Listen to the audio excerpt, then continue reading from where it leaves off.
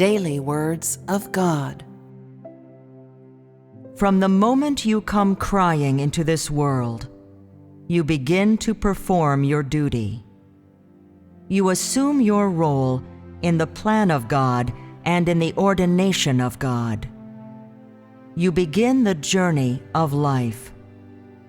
Whatever your background and whatever the journey ahead of you, none can escape the orchestration and arrangement that heaven has in store, and none are in control of their destiny. For only He who rules over all things is capable of such work. Since the day man came into existence, God has been steady in His work, managing this universe and directing the change and movement of all things. Like all things, man quietly and unknowingly receives the nourishment of the sweetness and rain and dew from God. Like all things, man unknowingly lives under the orchestration of God's hand. The heart and spirit of man are held in the hand of God, and all the life of man is beheld in the eyes of God. Regardless of whether or not you believe this, any and all things, living or dead, will shift, change, renew, and disappear according to God's thoughts. This is how God rules over all things. As the night creeps in, man remains unaware, for the heart of man cannot perceive how the darkness approaches or from whence it comes. As the night quietly slips away, man welcomes the light of day. Yet the heart of man is even less clear or aware from whence the light has come and how it has driven away the darkness of the night.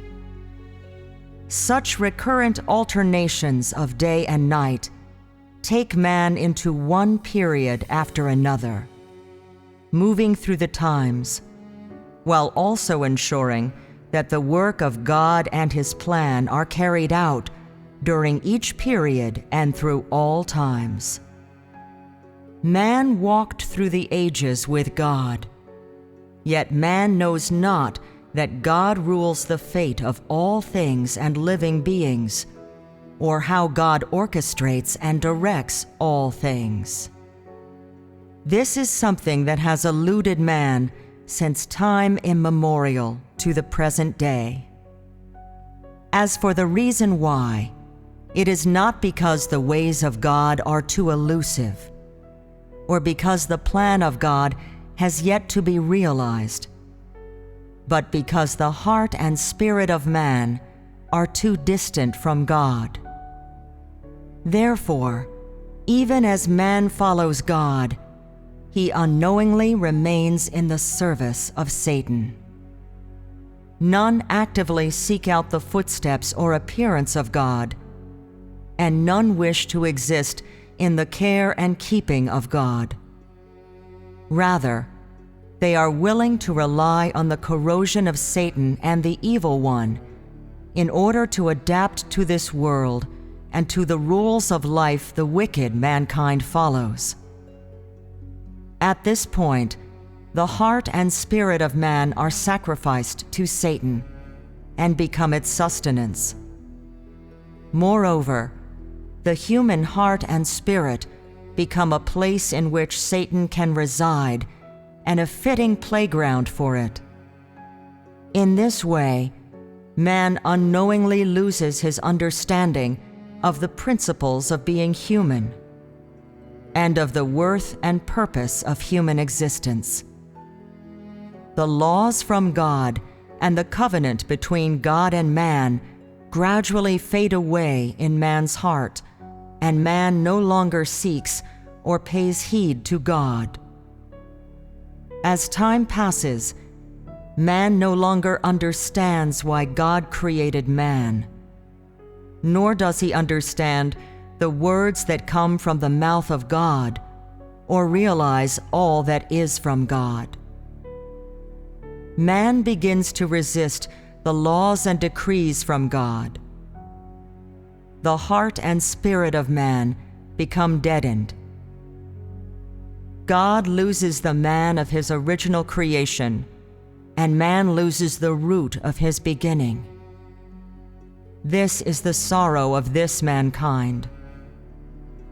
In actuality, from the very beginning until now, God has staged a tragedy for mankind in which man is both the protagonist and the victim, and none can answer as to who is the director of this tragedy.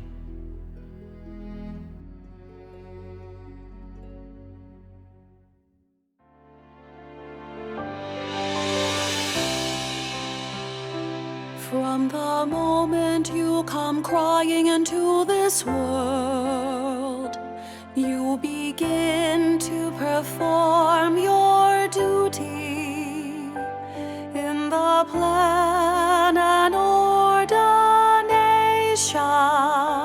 of God. You assume your role and begin the journey of life.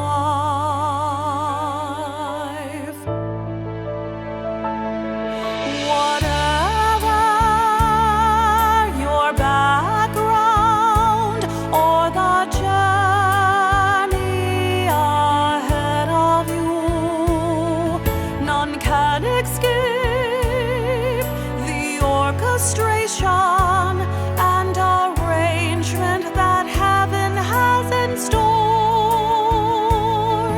And none are in control of their destiny, for only He who rules over all things is capable of such work.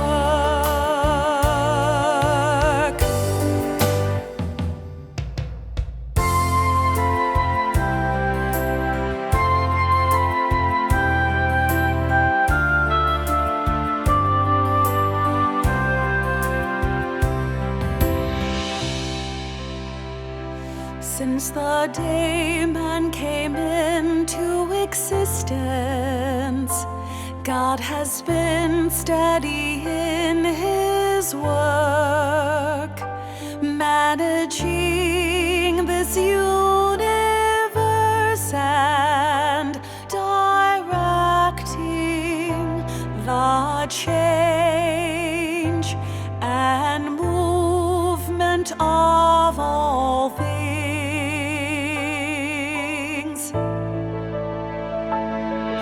Like all things, man quietly and unknowingly receives the nourishment of the sweetness and rain and dew from God.